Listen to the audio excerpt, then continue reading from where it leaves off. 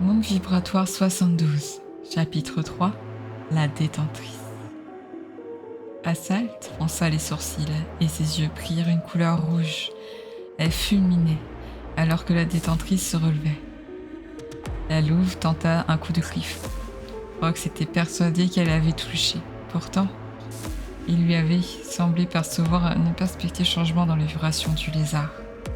Là où l'entaille aurait dû se trouver, aucune marque n'était apparue. Les yeux d'Assal s'écarquillaient et la détentrice sourit. « C'est tout, narqua-t-elle. Veux-tu continuer ou tu es prête à discuter ?» Discuter ? s'étonna Prox. Cela ne ressemble pas à... Ce n'est pas à toi que je parle, coupa l'hybride lézard. Je m'adresse à toi, petite louve. Pourquoi discuterais-je avec vous alors que je vous projetais de détruire mon monde ? C'est ce qu'il t'a dit. Elle eut un rire désolé. Rox eut un frisson d'effroi. Il sentait que quelque chose de terrible pouvait arriver. Et la détentrice continua. Il est l'unique raison de la destruction de son monde. S'il n'avait pas joué avec les vibrations comme il l'a fait, son monde n'aurait pas été détruit. Tu dois avoir peur que quelqu'un détruise ton monde. C'est de lui dont tu devrais te méfier. Vous vous moquez de moi ? Hurla Prox. Je n'ai... Prox, pas ça. Tais-toi, laisse-la finir. J'entends ce qu'elle a à dire. La chef se raidit, mais se tut. Il frissonna de plus belle. C'est donc ça, le plan de la détentrice. La remonter contre lui, la manipuler. Nous autres, qui maîtrisons les vibrations, savons les risques et les contrôlons. Nous avons pu faire des erreurs par le passé, mais nous ne comptons pas les répéter. Contrairement à ce cher Prox, nous ne jouons pas aux apprentis sorciers. Alors, que cherchez-vous ? Que voulez-vous à Prox ? Et surtout, que me voulez-vous à moi ? Nous cherchons le savoir, la connaissance de toutes choses. Nous persévérons la mémoire de tout ce qui est et a été et sera connu de qui que ce soit. Pour Prox, nous souhaitons l'empêcher de nuire, que ce soit à nous ou au monde qu'il traverse. Et enfin, nous voulons apprendre de toi. Nous avons beaucoup appris du grand changement, mais de tous ceux qui sont nés depuis. Tu as un cas fascinant. Donc, si j'essaie de répondre à vos questions, vous épargnerez mon monde. Comme tu l'as dit, nous ne le détruirons pas. Et Prox, que va-t-il lui arriver ? Sa mort est un mal nécessaire pour la survie de tous, de tous les mondes. Prox était dorénavant incapable de parler. Tétanisé par la peur et l'incompréhension, il sentit son cœur s'agiter. Le battement rapide résonnait dans ses tempes. Ses sabots tremblèrent et il lui sembla perdre l'équilibre tant qu'il était assailli d'émotions. Assad lui jeta un regard. Elle semblait indécise. Elle se retourna vers la détentrice et elle lui tendit la main. Le lézard la saisit et lui serra la main. L'instant d'après, les griffes de la louve étaient enfoncées dans la gorge de la détentrice, qui s'étouffa dans son propre sang, tout en jetant un regard d'incompréhension à celle qui l'avait condamné. Prox, plus perdu que jamais, regarda l'hybride s'effondrer. Alors qu'il reprenait le contrôle de son corps, il fixa Assal. L'interrogation transpirait dans les yeux. « Je ne comptais pas te sacrifier, expliqua-t-elle. Je me semblais bien plus sincère qu'elle. Mais si je découvre que tu m'as menti... » Prox sourit finalement et releva la tête et compléta la phrase de sa partenaire. Je finirai comme elle. Bien reçu. Je n'ai pas à m'en faire du coup. Espérons-le. Bon. Une de moi, faisons le point sur ce qu'on sait. Les détenteurs nous cherchent, tous les deux. Ils s'intéressent à toi notamment parce que tu peux entrer dans Invisible World. Et ils me cherchent pour me tuer. Ils prétendent vouloir sauvegarder toute la connaissance. Mais même si elle a dit le contraire, ils finissent par tuer les mondes. Elle a parlé aussi du grand changement. Ça t'évoque quelque chose? Le grand changement est un événement qui a eu lieu peu avant ma naissance. Depuis, on ignore pourquoi, mais les nouveau-nés étaient systématiquement des hybrides, comme moi. Donc tes ancêtres étaient des humains comme j'ai pu connaître sur le monde vibratoire 63, où je me suis réfugié après la destruction du monde 62. Je vois, c'est une façon d'évoluer un peu brutale, mais si les détenteurs veulent apprendre, ils ont dû avoir du grain à moudre. Certainement oui.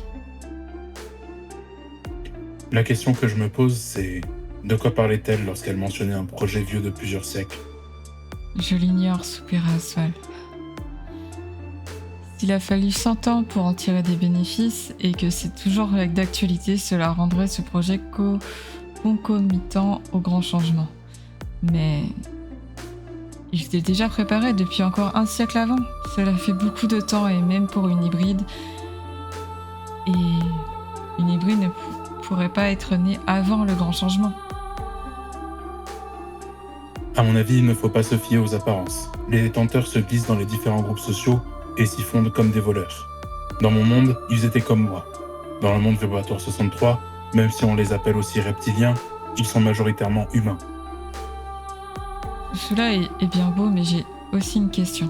Pourquoi parlait-elle dans son sommeil? Je suppose qu'ils ne sont pas capables de séparer leur conscience comme ils séparent leur corps en fonction du monde. Je pense qu'elle discutait avec un de ses pairs, sur un autre monde vibratoire. Mais nous n'en saurons pas plus d'elle. Il regarda le corps ensanglanté gisant sur le sol, un frisson le parcourut. Il ne s'était jamais imaginé que ses actions amèneraient à la mort de qui que ce fût. Cette détentrice n'en était qu'un exemple. Au vu du combat qu'il avait eu lieu dehors, il réalisa à ce moment que pour la première fois qu'il voulait sauver ces mondes, il n'aurait d'autre choix que de provoquer la mort de certains. C'était inéluctable. Cela lui fit un choc. Était-il vraiment prêt à ôter la vie de lui-même? Asat le regardait, un sourcil interrogatif levé. Elle dut percevoir, d'une façon ou d'une autre, son trouble, car elle tiqua légèrement avant de demander de sa voix douce et calme. « Ça te fait peur ?» Un peu. Non, beaucoup. Admit-il. Même les moustiques, je ne les tue pas. Alors des gens avec une conscience semblable à la mienne, je ne sais pas comment j'en serais capable. Le plus dur n'est pas de tuer. Ce qui vient après, je n'ai aucun doute que si tu dois tuer, tu le feras. La question c'est plutôt comment le supporteras-tu après? Alors, si tu en as l'occasion, essaye de répondre à cette question avant de passer à l'acte. Si tu n'as plus le choix, tu découvriras la réponse bien assez vite. Comment le gères-tu, toi? Je priorise.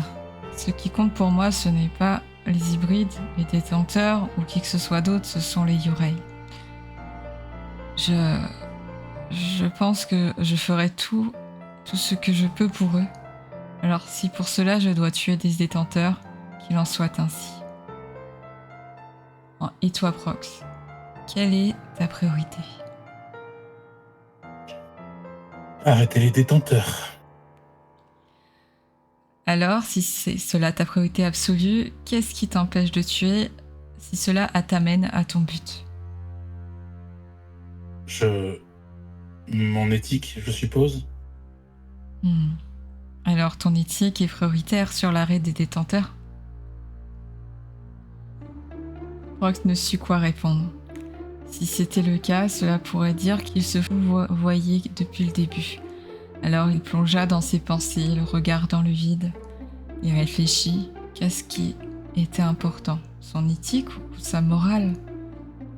Et que ferait-il si un monde supplémentaire disparaissait parce qu'il avait épargné un détenteur pour satisfaire son éthique? N'était-ce pas égoïste? Il se remémora la fin de son monde. Il revit le sol se déchirer comme du papier, les arbres s'émietter, les montagnes tomber en poussière, la mer disparaître. Il se rappela la panique qui avait poussé à se désynchroniser de son monde vibratoire, le son horrible des cris de ses voisins qui se fondaient aux vibrations trop intenses du monde en perdition, et l'horrible silence lorsqu'il y était revenu. Les vibrations à peine perspectives des infinis restes de poussière de l'univers. Plus d'étoiles, plus de planètes, plus de galaxies. Un presque néant poussiéreux, et sans le moindre vie. Non, il ne voulait jamais, plus jamais que cela se reproduise. Il releva un regard déterminé vers Assault. Ils échangèrent un sourire. « Tu as pris ta décision ?» demanda-t-elle. « Oui. Je ferai ce qui doit être fait pour que ce monde... Non, pour qu'aucun autre monde ne subisse jamais ce qu'a subi le monde vibratoire 62. Y compris si je dois tuer pour ça. » Elle posa la main sur l'épaule de Prox. C'est sans doute un mauvais choix, mais la vie est pleine de mauvais choix. Fait pour de bonnes raisons. Espérons que celui-ci n'en soit pas vraiment un. Il eut un léger sourire, un peu nerveux, mais à présent qu'il avait fait son choix, il était prêt à l'assumer. Et la sympathie d'Assal, même si ses mots l'avaient décontenancé, le touchait. Une chose était sûre, mieux valait ne pas s'en faire une ennemie. Ils sortirent discrètement de la place et tombèrent nez à nez avec deux hybrides canines. L'une semblait être la mère ou la grande sœur de l'autre. Assal se contenta de les ignorer, alors que la grande demandait « Qu'avez-vous fait à l'oracle ? Où est Inumanda ?» Rox sentait son cœur se pincer. Non. Il regretta son choix, mais savoir que cette détentrice avait réussi à mettre sous son égide tous ces gens l'attristait. Il murmura, comme pour lui-même, « Vous êtes libre maintenant. » Des larmes jaillirent des yeux de la petite fille. La plus grande tomba à genoux et Prox passa son chemin, rattrapant la louve. Ils estirpèrent du temple puis du village, dans le silence le plus total. Une fois loin des dégâts qu'ils avaient causés, Prox secoua la tête. L'image de cette petite fille en larmes ne le quitta pas. Assault le regarda d'un air interrogatif et demanda « Quelque chose ne va pas ?» Je ne sais pas. Je me sens triste pour cette petite fille. J'aurais aimé qu'elle sache que nous n'avons pas agi contre elle, mais qu'au contraire, nous l'avons sauvée des détenteurs. Besoin de reconnaissance ? demanda-t-elle avec un sourire en coin. Peut-être. Si tu fais ce que tu fais pour être reconnu, cela ne tiendra pas longtemps. Je ne le fais pas pour ça, bien sûr. C'est juste que... je n'ai pas envie de faire pleurer des enfants. Tu sais, parfois, quand on souhaite faire le bien, on peut avoir l'impression de faire du mal autour de nous. C'est peut-être un peu égoïste, mais si tu es certain d'agir pour la bonne cause, alors ces dégâts sont le prix à payer pour le bien. Tu es utilitariste ? Je ne sais pas, j'imagine. Le bien commun avant le bien individuel. Les questions sont toujours les mêmes.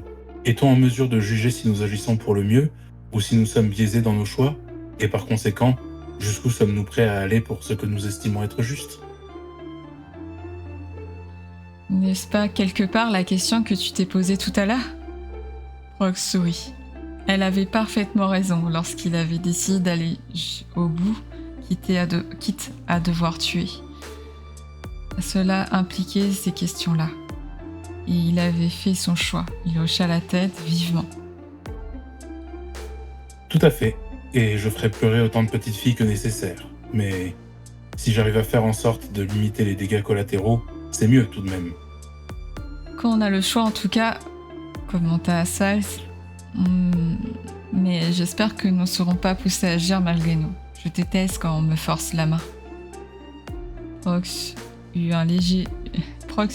une légère moue et proposa. On passe au suivant. Et voilà. Ça vous a plu? Chapitre 3 fait. Est-ce qu'on passe au suivant? Tada.